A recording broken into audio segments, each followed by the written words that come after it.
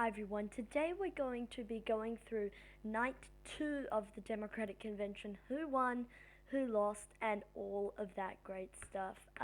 In about 1 hour from now, or by the time this video goes up, probably about half an hour from now, night 3 of the Democratic Convention will begin, and it's got a lot of exciting speakers actually. If we go ahead, take a look at the program. On Wednesday, they have Elizabeth Warren leading it off, a performance followed by Nancy Pelosi, Hillary Clinton, Tony Evers. I don't know if you remember him from the 2018 governor's race against Scott Walker. Michelle Lujan Grisham, she was a possible VP candidate. Excuse me. Gabby Giffords, some performances followed by Senator Kamala Harris and former President Barack Obama. So there you go. Wednesday, it's an exciting program. Probably my speakers to watch. Obviously, Kamala Harris, Barack Obama would be two people. And then the next two, I would say Elizabeth Warren, see if she makes big progressive moves or if she's just sort of gonna be fine cozying up to the establishment. And obviously Hillary Clinton, see what her role is in all of this. But it should be interesting to see on Wednesday. And then on Thursday, you've got Cory Booker, Mayor Buttigieg, Gavin Newsom, Keisha Lance Bottoms, Tammy Baldwin, Tammy Duckworth, Chris Coons, Andrew Yang, Michael Bloomberg, and Joe Biden. So that's the idea with this program. Okay, so here's some of the articles that were written about it. Jill Biden outshines Bill Clinton. I would agree with that. And more takeaways from night 2 of the Democratic Convention. So first takeaway, Clinton isn't the spouse who matters now. So 4 years ago, Clinton memorized Democrats in Philadelphia with his defense of the real Hillary Clinton versus the Republican caricature of her. But Clinton's speech on Tuesday served as a reminder of his ability to distill complicated subjects into something someone might want to listen to, in this case, devastating statistics. But Jill Biden's role this year is more important. And I would agree with that. Jill Biden, I think, is much more important than Bill Clinton this year because I think that the Democrats should do without Bill Clinton, in my opinion. I think that he's just too polarizing. There's too many scandals about him. Me Too. Democrats have fully embraced Me Too, so I don't think it's great to have Bill Clinton up there for obvious reasons. Bill Clinton's involved in a scandal right now with Jeffrey Epstein as well. So, and then obviously Clinton's brand of Democratic politics is very centrist. So I don't know if the Democrats want to have Bill Clinton front and center. And so he only had 5 minutes, which I think was, better than it could have been. One thing that I really think was a really good idea. This security guard in the elevator, the New York Times, I think, but he made a very, well, I'm not sure if that's a he or a she, but they made a very good personal case for Joe Biden. It was really, it was really good. So Biden nominated by the New York Times security guard.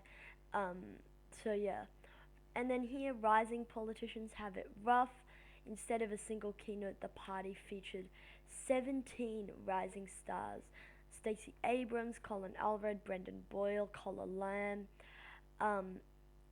So it sort of depends. And then the news cycle, forget the platform.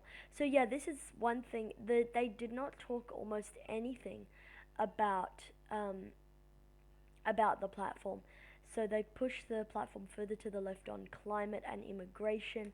They fell short on criminal justice, but it's not really being talked about that much. It's really sort of been forgotten about the platform. So so that's something as well to take into account. And then Bill Clinton, this is key moments Bill Clinton's speech. I thought Bill Clinton's speech, yeah, he gave, a pretty good speech. But I just think Clinton as a person, not someone you want as someone giving speeches in the so if I was running the DNC, I would have taken those 5 minutes for Bill Clinton. I would have made it right down to just 90 seconds, pretty much swapping the amount of time Bill Clinton gets compared with what AOC gets there. So Bill Clinton, um, yeah, and then AOC got a 60-second slot to nominate Bernie Sanders. Um, so yeah, I guess it's like that. And then Sally Yates, I wasn't particularly fond of Sally Yates' speech. Overall, New York Times security guard, we already talked about that. Jill Biden, we already talked about.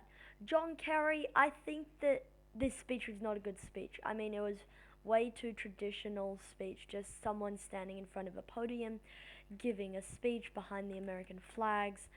Um, and his speech was about, foreign policy. I just don't think that that's something that people are really paying much attention to right now, given the fact that we have a pandemic and the economy is not doing great, and obviously we're having a big conversation about racial justice as well. And then obviously all of those other issues that were talked about in the primary, like Medicare for all, healthcare, Green New Deal, climate, all the rest of it. So yeah, Colin Powell, and again, there were so many of these like Republicans speaking. I just don't think that all that many people were all that engaged by that. Jimmy Carter, I actually can't remember Jimmy Carter doing that. Um, Chuck Schumer's note, it was, I think that it was a bit undervalued, right? I thought that he gave a pretty good rebuke of Trump. He overmet expectations that were pretty low for him. Hunter Biden, this was a big mistake. You don't want Hunter Biden anywhere near a Democratic convention. It's just not necessarily the best.